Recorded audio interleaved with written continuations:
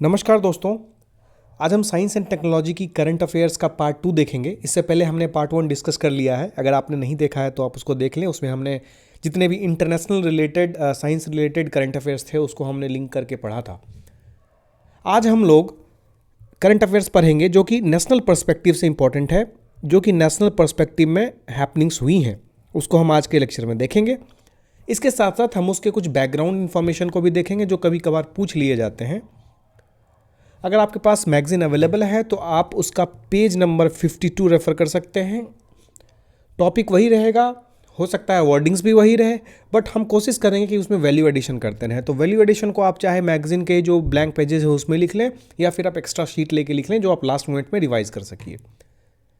देखिए, value addition इसलिए important होता है, ऐसा नहीं है कि अगर आप रट के जाएँ और फैक्ट्स को और वहाँ जाके प्रोड्यूस नहीं कर सकते, but 70-80% of the people do not have that ability to present that factual information into the examination hall. They need some context to remember that fact. तो वो context हम यहाँ create करने की कोशिश करते हैं through some background informations. ठीक है, तो आज का करंट अफेयर हम स्टार्ट करेंगे। तो इंडिया में जब भी टेक्नोलॉजिकल डेवलपमेंट की बात होती है, इंडिया में जब भी बात होती है कि साइंस की डेवलपमेंट कितनी हुई, हम वर्ल्ड एट पार साइंस में किस लेवल तक पहुँचे हैं, हम इस टेक्नोलॉजी की होड़ में कितना आगे बढ़े हैं, तो इसमें सबसे पहला नाम आता है इसरो का। आप किसी से भी पूछिए कि इसरो क्या है, तो वो बस इतना कह पाएंगे कि एक ऐसा ऑर्गेनाइजेशन है जो एक रॉकेट लॉन्च करता है। लेकिन आप as a student, as a BPSC aspirant हैं, तो आपको ये जानना जरूरी है कि इसरो इतना भी छोटा ऑर्गेनाइजेशन नहीं है कि सिर्फ रॉकेट लॉन्च करता है। उसके मल्टीपल ऑर्गेनाइजेशंस हैं, उसके अंदर मल्टीपल लेवल्स ऑफ वर्किंग होती है। तो अगर आप इससे आगे बढ़ने की कोशिश करेंगे, हम इससे पहले जानते हैं कि डॉक्टर विक्रम साराभाई का जो ब्रेन चाइल्ड है वो इसरो है, और इसको लीड किया था जवाहरलाल नेहरू ने। आप समझिए 1962 का वो टाइम जहाँ पे भारत की 60% जनता जो है इलिटरेट थी, और उससे भी ज़्यादा कहीं भुखमरी का शिकार थी। लोगों को रोजगार नहीं था, लोगों को खाना नहीं था। उस टाइम पे उन्होंने स्पेस की बात की थी, स्पेस टेक्नोलॉजी की बात की थी, स्पेस में अपने इंडियन प्रेजेंस की बात की थी। तो आज मानिए इन्हीं की बदौलत है कि आज India is one of the major player in the space sector. और आने वाले टाइम में 10 से 20 साल में आप मान लीजिए, जैसे जैसे प्राइवेट सेक्टर का डेवलपमेंट हो रहा है स्पेस फील्ड में, we are going to lead the space market, this is for sure. तो इस तरह की विजनरी लीडरशिप की हमको ज़रूरत होती है। एक मूवमेंट आता है देश में जब ऐसे विजनरी लीडरशिप की ज़रूरत होती है, और वो लीडरशिप हमें जवाहरलाल नेहरू ने दी थी। ठीक है, ज़्यादा अंदर नहीं जाएंगे। अभी हम देखेंगे कि इसरो जो है किसके अंदर आता है। इसरो वर्क करता है डिपार्टमेंट ऑफ स्पेस के अंदर। डिपार्टमेंट ऑफ स्पेस जो है कोई मिनिस्ट्री है क्या? नहीं, ये एक डिपार्टमेंट है, और ये डिपार्टमेंट है पीएमओ के अंदर, क्योंकि इसको डायरेक्ट लीड करते हैं प्राइम मिनिस्टर। ठीक है, ये एक ऐसा ऑर्गेनाइजेशन है जिसको prime minister himself leads it. इसके जो हेड होते हैं वो होते हैं इसरो के मतलब जो चेयरमैन होते हैं, कार्यकारी अध्यक्ष जो होंगे वो इसरो के चेयरमैन होंगे। इसरो के chairman will be the secretary of department of space. ठीक है, तो जब इसरो की मदर बॉडी कौन सी है? इसरो की मदर बॉडी थी इंकोस्पार। ये मदर बॉडी थी इसरो की, जिसको इस्टेब्लिश किया था जवाहरलाल नेहरू और साथ में विक्रम साराभाई। आपने अगर मूवी देखी होगी साराभाई की, अभी लेटेस्ट में आई थी, तो आप इसको काफ़ी रिलेट कर पाएंगे चीज़ों को। खैर, हम आगे चलते हैं। इनके नाम पे, विक्रम साराभाई के नाम पे ही एक प्राइवेट स्पेस एजेंसी ने अपना एक रॉकेट लॉन्च किया है, वो हम आगे देखेंगे। विक्रम साराभाई के नाम पे जो इसरो का स्ट्रक्चर है, जो ऑर्गेनाइजेशनल स्ट्रक्चर है, कुछ ऐसा है। अगर आप इसको समझने की कोशिश करेंगे तो ये प्राइम मिनिस्टर के अंदर डिपार्टमेंट ऑफ स्पेस है। ठीक है, इसी डिपार्टमेंट ऑफ स्पेस के अंदर इसरो है, और इसरो और इन स्पेस एक समानांतर इसमें है। और इसी इसरो के अंदर, जो इसरो एक टेक्निकल डिवीजन है, इसी के अंदर जो है पब्लिक सेक्टर यूनिट बना के एंट्रिक्स और NSIL लिमिटेड को रखा गया है। आप पूछेंगे कि एंट्रिक्स क्या है? एंट्रिक्स जो है, Antrix corporation is the, if you see Antrix, this is the marketing arm of ISRO.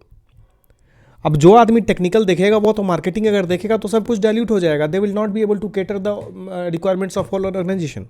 उसके लिए क्या है कि मार्केटिंग आर्म अलग से बनाया गया है और Antrix corporation is the marketing arm of ISRO. इसके साथ साथ ये टेक्निकल कंसल्टेंसी भी करती है। इसका क्या मतलब है, जैसे भूटान है, भूटान को कोई रॉकेट लॉन्च करना है तो वो क्या करेंगे, वो एक टेक्निकल आदमी हायर करेंगे जिसको, या टेक्निकल कंपनी को हायर करेंगे जो उनको गाइड करेगा कि आप ऐसे ऐसे करके रॉकेट बनाइए। तो टेक्निकल एक्सपर्टीज जो है हम उसको बेचेंगे। This is a type of service that will be selling, ठीक है, because this is a technical consultancy service. Similarly जो टेक ट्रांसफर है, टेक ट्रांसफर का मतलब होता है जैसे सपोज हमने क्रायोजेनिक बनाया, उस क्रायोजेनिक को अगर किसी दूसरे कंट्री को देना है, बेचना है, देना की बात अलग, बेचना है, तो बेचने में जो टेक्नोलॉजी ट्रांसफर होगा will not only selling the engine but also the technology by which that engine is being build, तो उसको बोलेंगे टेक ट्रांसफर। वो टेक ट्रांसफर का काम भी एंट्रिक्स देखता है। अब देखते हैं इसमें एक और आर्म है NSIL, new space India limited. ये क्या करती है, न्यू स्पेस इंडिया लिमिटेड क्या करती है कि कोई सैटेलाइट है उसको अगर किसी को लीज पे देना है, डोमेस्टिक प्लेयर है उसको लीज पे देना है तो वो जाके दे देंगे। अगर कोई प्लेयर है, जैसे कल को कोई एक टेक्नोलॉजिकल कंपनी आई, जैसे टाटा कंसल्टेंसी सर्विसेज आई, इसने बोला कि मुझे एक सैटेलाइट लॉन्च करना है, तो NSIL बोलेगा ठीक है हम आपका लॉन्च कर देंगे, लेकिन आपको मेरे साथ कोलैबोरेशन करना पड़ेगा, we have to do some agreements. तो ये वाला काम जो है ये NSIL देखती है। रिसेंट में इससे रिलेटेड अगर आप देखेंगे तो एक GSAT-24 लॉन्च हुआ है, वो NSIL ने लॉन्च किया है, ठीक है। ये पूरा वर्ल्ड लेवल का चीज़ देखता है, वर्ल्ड लेवल में जितनी भी कोलैबोरेशंस होंगी, वर्ल्ड लेवल में जितने भी लॉन्चेस होंगे वो सब NSIL देखेगा। रिसेंटली GSAT-24 को इन्होंने लॉन्च किया और इसको लीज पे दे दिया। किसको लीज पे दिया, इन्होंने लीज को पे दिया टाटा प्ले को। टाटा प्ले जो है अगर देखेंगे तो ये जो सैटेलाइट लॉन्च हुआ है जिसको टाटा प्ले ने लीज पे लिया है, this is the first demand driven satellite, first demand driven satellite. अभी देखिए प्राइवेट सेक्टर का इंटरेस्ट आ रहा है सैटेलाइट में, क्योंकि आने वाला टाइम जो है ना वो that will be almost relying on the satellite technologies and all that. तो सब चाहते हैं कि उनके नाम पे सैटेलाइट हो, उनको सैटेलाइट मिले। बाकी ये क्या करेंगे, लॉन्च का काम कर देंगे, बाकी जो उससे जो भी इंफॉर्मेशन चॉकआउट करना है, जो भी उससे हेल्प लेना है, जो भी उसका हेल्प लेना है, वो सब टाटा प्ले खुद से करेगी, उसमें इसरो का रोल नहीं रहेगा। मे बी एक आध दो ग्राउंड स्टेशन के कुछ स्टेशन उनको लीज पे दिए जा सकते हैं। ये हमने देखा कि किस तरह से इसरो टाटा प्ले के साथ कोऑर्डिनेट कर पा रही है थ्रू NSIL। आगे समझ में। अब हम आगे बढ़ते हैं। इसके आगे जो है और कौन सी ऑर्गेनाइजेशन है, इसकी एक ऑर्गेनाइजेशन है IN-SPACE। IN-SPACE जो है ये एकदम रिसेंटली लॉन्च्ड है, इसको नरेंद्र मोदी जी ने ही लॉन्च किया है। अगर आप देखेंगे तो ये जो है ये प्राइवेट स्पेस एजेंसी जो है इंडिया में, प्राइवेट स्पेस एजेंसी को कैटर करती है। अगर आप देखेंगे इंडिया में अभी तक काफ़ी प्राइवेट स्पेस एजेंसीज जो हैं, प्राइवेट स्पेस कंपनीज जो हैं, जैसे आप USA में आप नाम सुने होंगे आपने एलॉन मस्क का। एलॉन मस्क की कंपनी है SpaceX, जो फाल्कन 9 जिसका रॉकेट है। तो वो जो एक प्राइवेट कंपनी है वो अपना रॉकेट लॉन्च करते हैं और वो नासा से कॉन्ट्रैक्ट लेते हैं रसद पहुंचाने का ISS में। तो उस तरह की चीज़ें, उस तरह की सिमिलर चीज़ें जो हैं इंडिया में डेवलप हो रही हैं as a private space agency. तो अगर प्राइवेट स्पेस एजेंसी देखें तो 2-3 कंपनी जो हैं वो काफ़ी प्रोमिनेंट में है और कुछ लॉन्चेस उन्होंने किए हैं। अगर हम प्राइवेट कंपनीज़ की बात करें, जो प्राइवेट कंपनीज़ को कौन देखता है इसरो की तरफ से, तो IN-SPACE इंडिया लिमिटेड देखता है। तो इसमें सबसे पहला नाम जो आएगा वो आएगा अग्निकुल कॉस्मोस का, अग्निकुल कॉस्मोस। दूसरा अगर हम देखें तो आएगा स्काईरूट एरोस्पेस, स्काईरूट एरोस्पेस। तीसरा है बेलाट्रिक्स एरोस्पेस। आपको क्या करेगा कि इन तीनों का नाम दे देगा और कोई एक कंपनी का नाम दे देगा, जैसे एक्सेंचर इंडिया लिमिटेड। तो आपको इसमें बोलेगा कि which of the following is not the space company, which is not the private agency involve in space technology और स्पेस टेक्नोलॉजी डेवलपमेंट। तो आप उसमें एक्सेंचर मारेंगे। तो इस तरह का क्वेश्चन आ सकता है। इसलिए कुछ एग्जांपल्स हैं जो प्रोमिनेंस में रहे थे, कुछ न्यूज़ में रहे थे, ये तीनों स्पेस एजेंसीज, राइट। अब हम आते हैं एक एक करके स्पेस एजेंसी को देखते हैं कि इन्होंने क्या कुछ किया है। अगर आप देखेंगे पहला अग्निकुल कॉस्मोस, ये जो है इसके जो सीईओ और मालिक थे ये पहले इसरो में ही काम करते थे। तो क्या है कि अगर आपने इसरो में काम किया तो वहाँ की टेक्निकल एक्सपर्टीज़, वहाँ का वर्किंग कल्चर आपको पता लग जाता है, तो it's very easy to establish a company then. तो अग्निकुल कॉस्मोस ने क्या किया है कि this has launched its a first private launch pad and mission control. ये किसके द्वारा लॉन्च किया गया है? फर्स्ट प्राइवेट लॉन्च पैड और मिशन कंट्रोल जो है वो अग्निकुल कॉस्मोस ने लॉन्च किया है। अब आप पूछेंगे कहाँ लॉन्च किया है? हमने कितनी बार बताया है कि एक जगह है श्रीहरिकोटा, यहाँ से लॉन्च किया है इन्होंने, सॉरी यहाँ पे अपना लॉन्च पैड और मिशन कंट्रोल बनाया है। कहाँ बनाया है? श्रीहरिकोटा में। इसके साथ साथ ये पहली प्राइवेट कंपनी होगी जिन्होंने अपना रॉकेट की 3D प्रिंटिंग के लिए एक फैक्ट्री खोली है। इस फैक्ट्री में इनका इंजन डेवलपमेंट भी होता है और रॉकेट की 3D प्रिंटिंग होती है। ये फैक्ट्री कहाँ है? ये फैक्ट्री है चेन्नई में। है। इससे पहले आपको पता लगाना चाहिए कि जो इसरो का हेडक्वार्टर है बेंगलुरु, ये कंफ्यूज नहीं होना है। तो वही चेन्नई में जो है अग्निकुल कॉस्मोस ने अपना एक फैक्ट्री स्टैब्लिश किया है। अब आगे चलते हैं। अगला जो हमारा प्राइवेट सेक्टर इंटरप्राइज है, जो कि काफ़ी न्यूज़ में रहा था, मैंने आपको बताया था, इन्होंने एक रॉकेट लॉन्च किया है विक्रम-1 के नाम से। तो ये कौन सा ऐसा प्राइवेट स्पेस एजेंसी है जिन्होंने विक्रम साराभाई के नाम से एक रॉकेट लॉन्च किया है? तो वो रॉकेट है विक्रम-1 और उस कंपनी का नाम है स्काईरूट एरोस्पेस। क्लियर? विक्रम-1 जो है this is the first privately developed rocket. सारी कंपनियां अपने अपने फील्ड में एक अच्छा लैंडमार्क, एक बेंचमार्क सेट कर रही हैं। इन्होंने ही मिशन प्रारंभ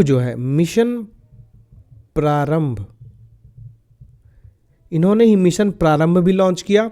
मिशन प्रारंभ जो है ये फर्स्ट मिशन है प्राइवेट सेक्टर का स्पेस में। इसका इनॉग्रेशन किसने किया? This was inaugurated bye ISRO chairman. अब आप मुझे बताएंगे कि इसरो के तत्कालीन चेयरमैन कौन है अभी? ठीक है, आप कमेंट करिएगा। तीसरा ऑर्गेनाइजेशन जो बेलेट्रिक्स एरोस्पेस है, उसका इतना ज़्यादा योगदान नहीं था directly, but they are working in R&D field. और अभी कुछ जो इंजन्स हैं, कुछ स्पेशली बिल्ट इंजन्स हैं, उन पे वो काम कर रहे हैं। उनके बारे में डिटेल जानने की ज़रूरत नहीं है। ये दोनों न्यूज़ में थे, इसके लिए इसके बारे में थोड़ा और पढ़ना ज़रूरी था। अब हम आते हैं इंडिया के कुछ मिशन पे। इंडिया जो जानते हैं कि इसरो के जो डेवलपमेंट्स हो रहे हैं सारे फील्ड में, तो इसरो चाह रही है कि मून पे भी कोई मिशन लॉन्च किया जाए। इसके लिए इन्होंने मिशन लॉन्च किया चंद्रयान-3। तो क्या चंद्रमा पे पहुंच गए? नहीं पहुंचे हैं। उसका टाइमलाइन कुछ क्या है, कैसा है? इससे पहले हम देखेंगे कि मून पे बाकी कंट्रीज के मिशंस कौन कौन से हैं। जैसे यूनाइटेड स्टेट्स का आर्टेमिस मिशन है, ये हमने आपको ऑलरेडी बता दिया है। इंडिया का चंद्रयान-3, चाइना का चैंग-ई प्रोजेक्ट कहाँ के लिए है? मून के लिए है। Luna 25 is the Russian mission to moon.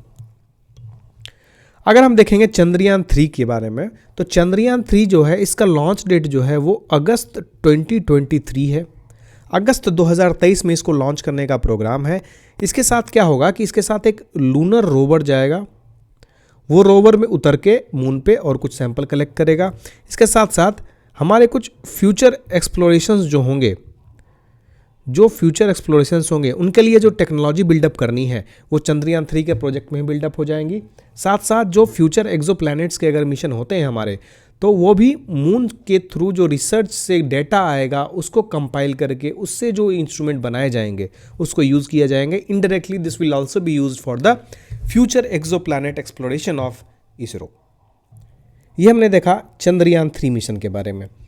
अब हम देखते हैं कि एक नाम आ रहा था कुछ दिन से इंपॉर्टेंट, जो सैटेलाइट लॉन्च से ही रिलेटेड था, तो वो है आज़ादी सैट।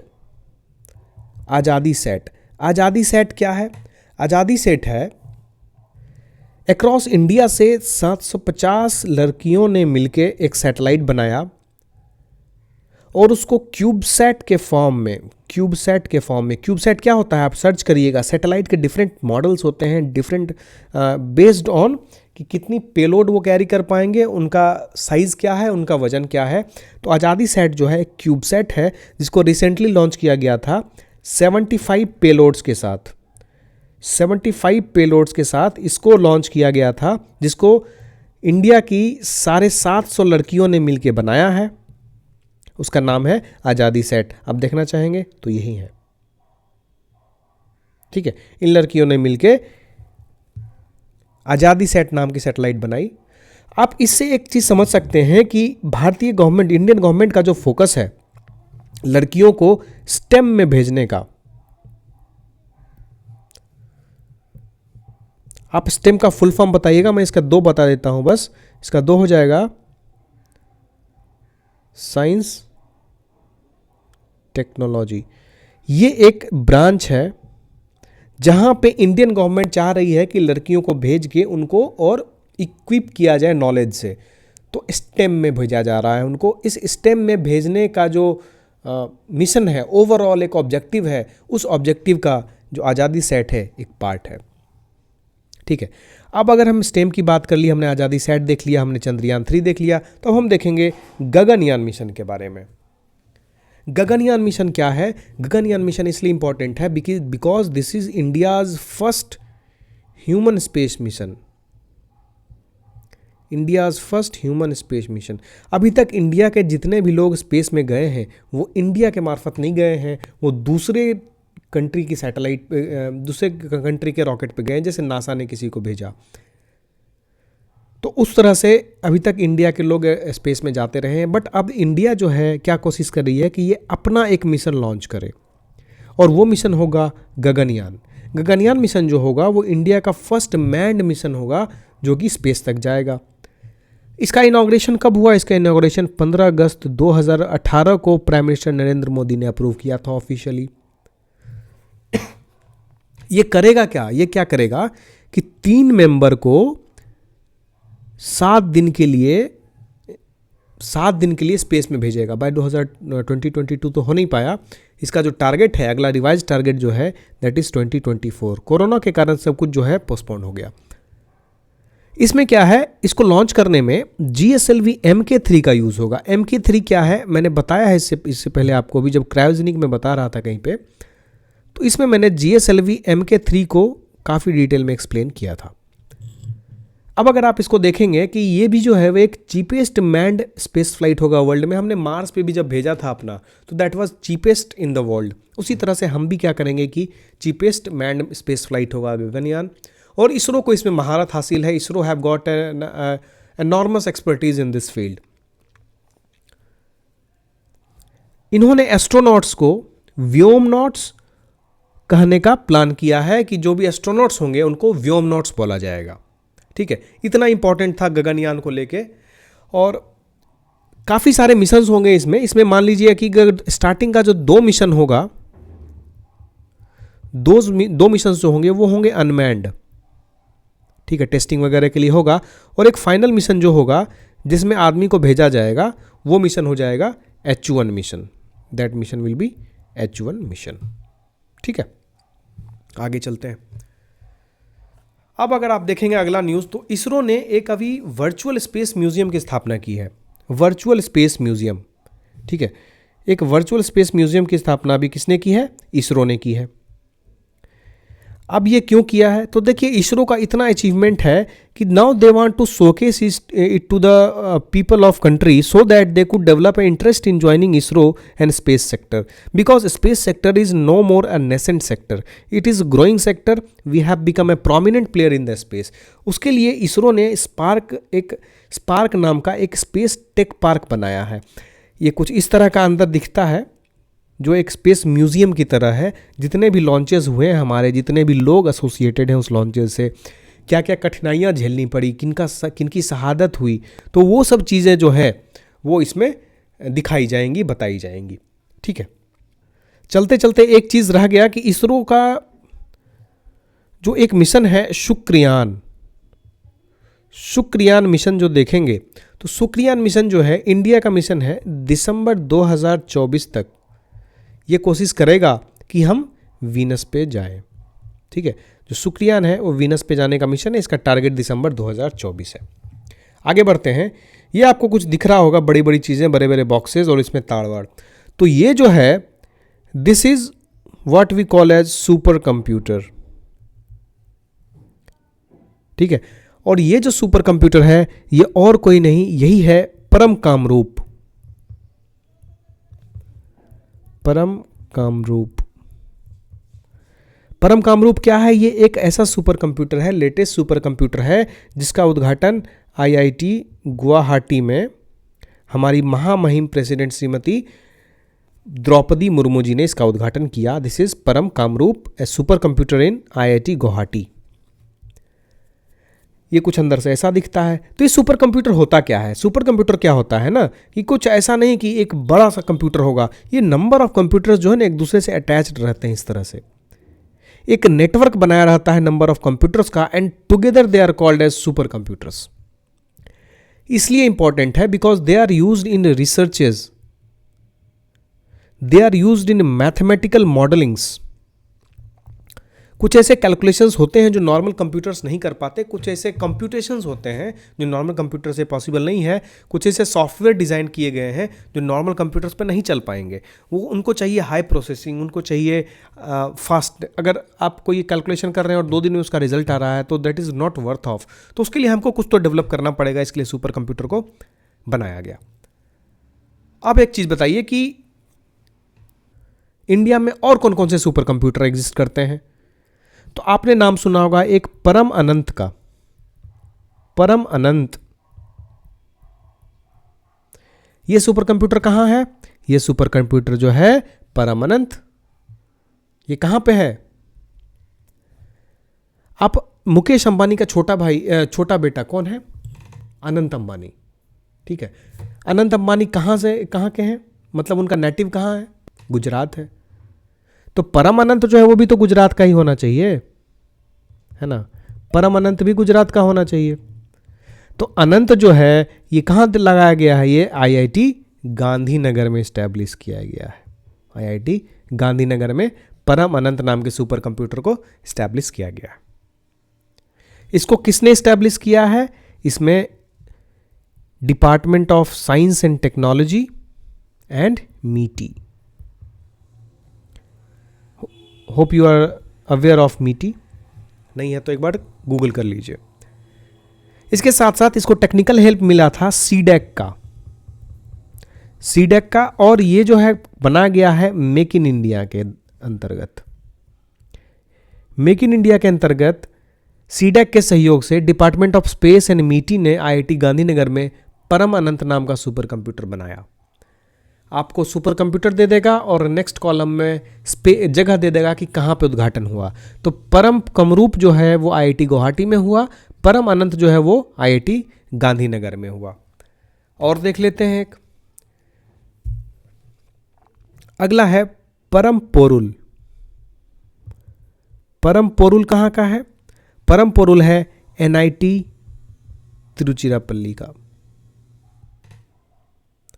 ये जो है नेशनल सुपर कंप्यूटिंग मिशन के अंदर बनाया गया है। नेशनल सुपर कंप्यूटिंग मिशन के अंदर बनाया गया है डीएसटी एंड मीटी के द्वारा। राइट, चलिए आगे बढ़ते हैं। अब अगर हम बात करें कि इंडिया का सबसे फास्टेस्ट सुपर कंप्यूटर कौन सा है, तो इंडिया का जो अभी सबसे फास्टेस्ट सुपर कंप्यूटर है वो है परम सिद्धि। परम सिद्धि। अगर बोलें कि वर्ल्ड का सबसे फास्टेस्ट कंप्यूटर कौन सा है, सुपर कंप्यूटर कौन सा है, दैट इज फ्रंटियर। और कहाँ का है? यूएसए का है। आपके मैगजीन ने बहुत बढ़िया एक टेबल डाला हो, उस टेबल को देख लीजिएगा। इसके बाद अगर आप आएंगे पेज 40 पे, तो हमने कुछ वैक्सीन का चार्ट दिया है कि कौन सी वैक्सीन कौन सी कंपनी ने प्रोड्यूस किया था, उसको आप एक बार नज़र मार लीजिएगा। ये जो हैं इनके बारे में पूछा गया था बीपीएससी में। इनका नाम है एडवर्ड जेनर। कितनी बार बताया गया है कि जो वैक्सीन के बारे में सोचा, वो एडवर्ड जेनर ने सोचा। इन्होंने पहली वैक्सीन जो बनाई थी वो काउ पॉक्स था, स्मॉल पॉक्स फॉर काउ। ये वैक्सीन इन्होंने पहली बार बनाई थी। वैक्सीन की स्टडी को क्या बोलते हैं? वैक्सीन की स्टडी को बोलते हैं vaccinology. Vaccinology is the study of vaccines. इससे रिलेटेड अगर करंट अफेयर्स को कुछ देखना चाहें तो सर्वाइकल कैंसर के लिए एक वैक्सीन लॉन्च हुआ है जिसको अप्रूवल दे दिया है डीजीसीआई ने। डीजीसीआई क्या है? DGCI is the controller director general of controlling medicine, ऐसा है क्या? नहीं, इसका है drug controller general of India. Drug controller general of India. Drug controller general of India जो है, इन्होंने अप्रूवल दिया है अभी एक वैक्सीन को। That vaccine will be used for treatment of cervical cancer. ठीक है, उसका नाम क्या है? उसका नाम इंपॉर्टेंट है, उसका नाम है सर्वैक। सर्वाइकल कैंसर वाला वैक्सीन जो है सर्वैक है। इसको बनाया किसने है? इसको बनाया है SII ने। SII कहाँ है? पुणे में है। इसका फुल फॉर्म क्या है? Serum institute of India. आप अगर देखेंगे कि serum of institute of India जो है इतना इंपॉर्टेंट है इंडिया के लिए, because this is catering to 65% need of vaccine need of the world is catered by serum institute of India. या you can say 80 to 90% is being prepared by Serum Institute of India.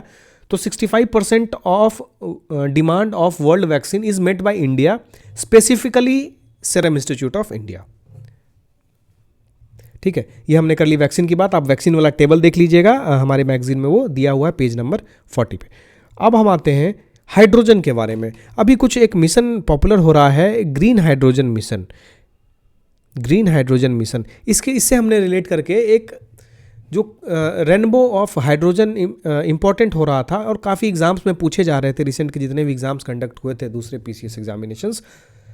तो अगर आप देखेंगे कि green hydrogen क्या है, green hydrogen एक ऐसा हाइड्रोजन होगा जो इलेक्ट्रोलिसिस से प्रोड्यूस होगा, और इस इलेक्ट्रोलिसिस को प्रोड्यूस करने में जो एनर्जी यूज़ होगी that will come from renewable electricity, चाहे वो विंड मिल से हो, चाहे सोलर हो, चाहे हाइड्रो हो। राइट?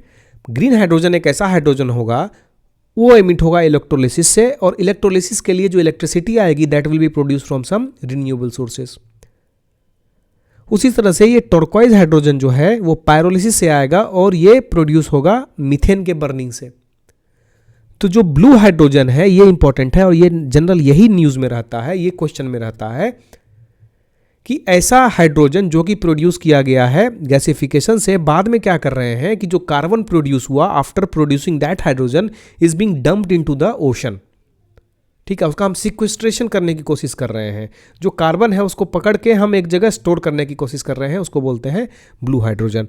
मतलब ये एक एडवांस फॉर्म है ग्रे हाइड्रोजन का, जिसमें पॉल्यूशन तो होगा, लेकिन जो पॉल्यूशन होगा, जो कार्बन प्रोड्यूस होगा, उसको हम पकड़ के स्टोर कर देंगे कहीं और। अब हम आते हैं ग्रे हाइड्रोजन पे। ये ऐसा हाइड्रोजन होगा जो मीथेन या कोल से प्रोड्यूस हो रहा है, और ये एटमॉस्फेयर के लिए हार्मफुल है, इसके लिए इसका कलर जो देखिए ग्रे डाला गया है। अब हम चलते हैं आगे।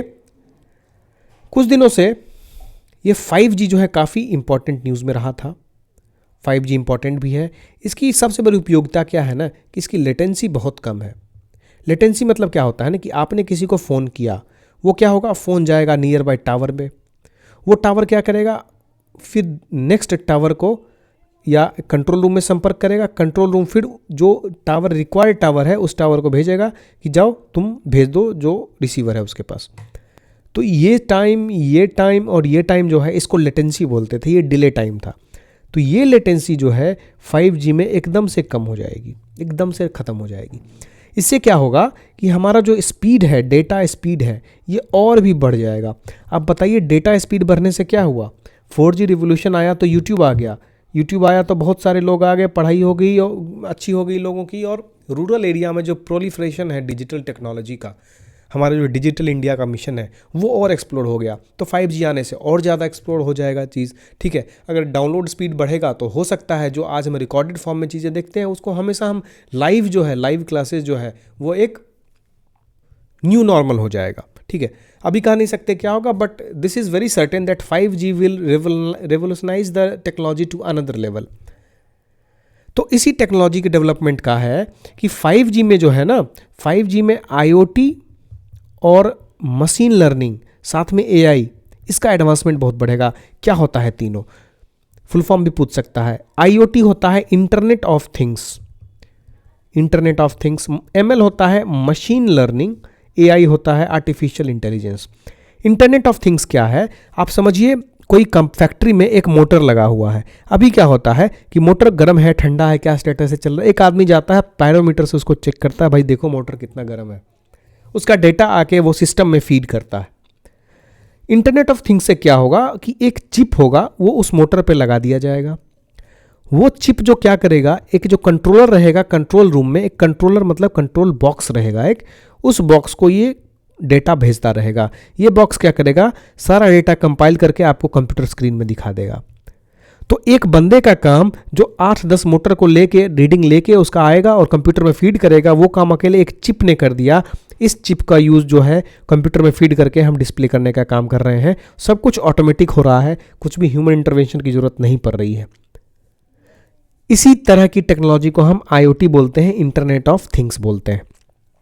ये तभी पॉसिबल हो पाएगा ना जब ये डेटा ट्रांसफर स्पीड अच्छा है, ये डेटा ट्रांसफर स्पीड अच्छा है। नहीं तो ये जो डेटा है यहाँ पे ये दिखाएगा 5 मिनट के बाद, तब तक खेल हो चुका रहेगा, ठीक है। तो डेटा स्पीड बढ़ेगा, इससे क्या होगा, हमारी एक्सेसिबिलिटी बढ़ेगी इंटरनेट के लिए, हमारी एक्सेसिबिलिटी बढ़ेगी टेक्नोलॉजी के लिए।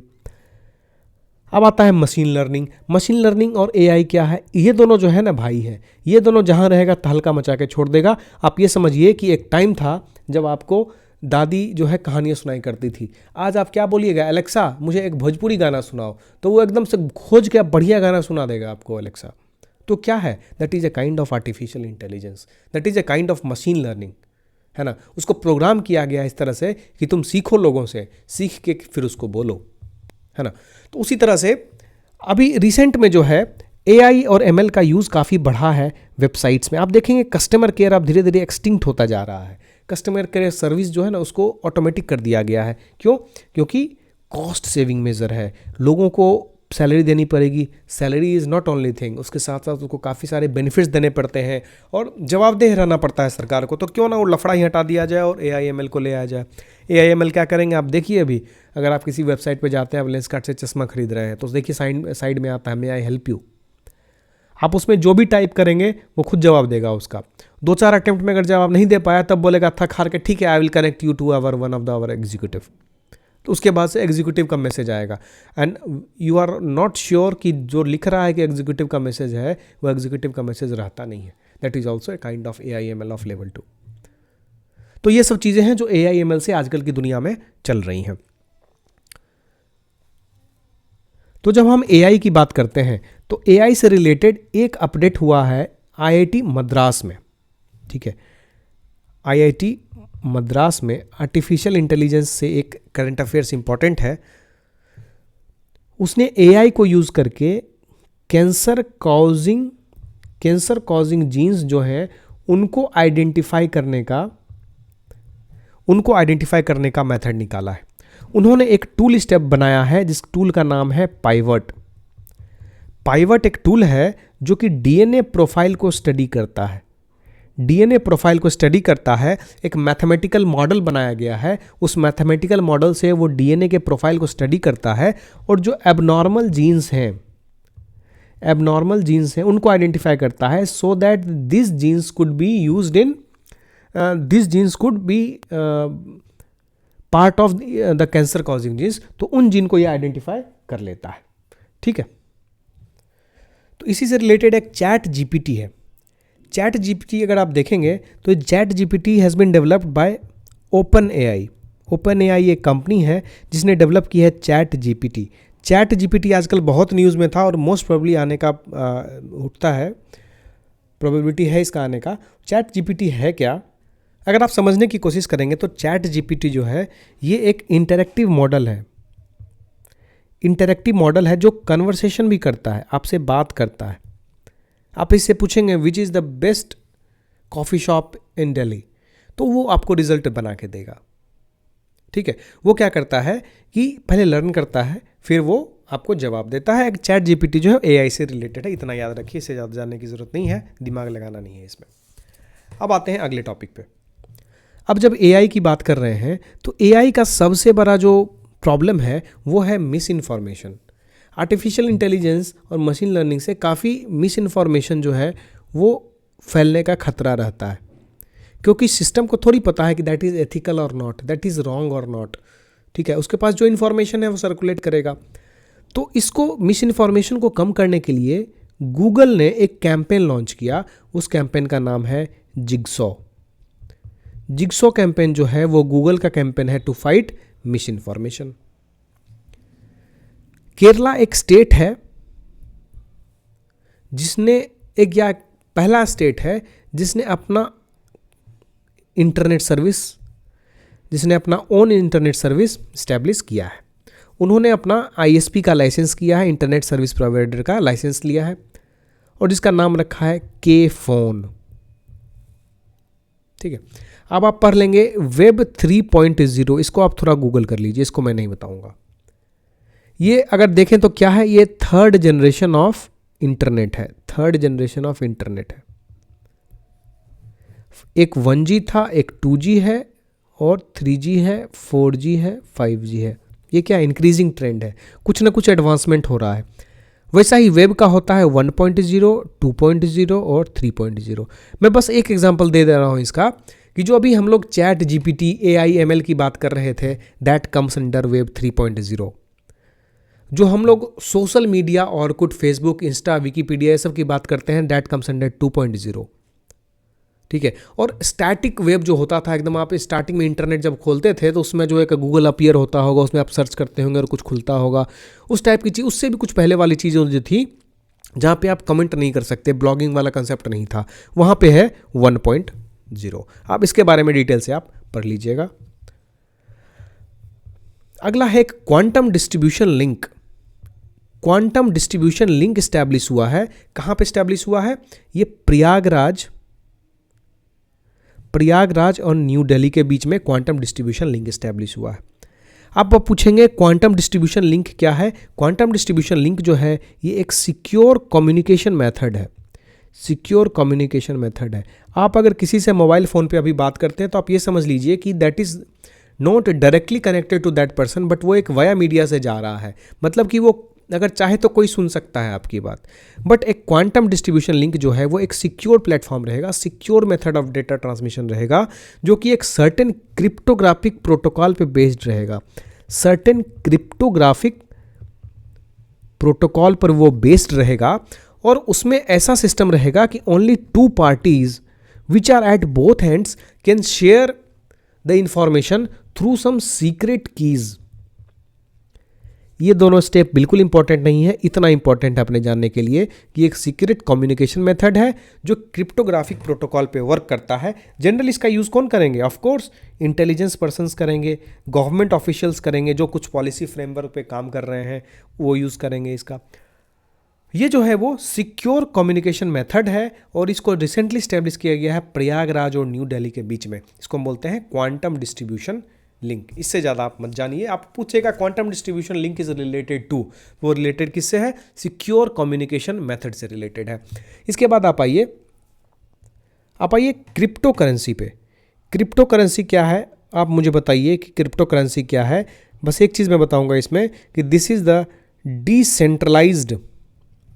Decentralised form of monetary transaction and record. ठीक है, इसको कोई भी सेंट्रल बॉडी कंट्रोल नहीं करती है, ये एक decentralised form of financial system है। इंडिया में क्रिप्टो करेंसी का एक इंडेक्स जारी हुआ है, और वो इंडेक्स जो है उसका नाम है IC15।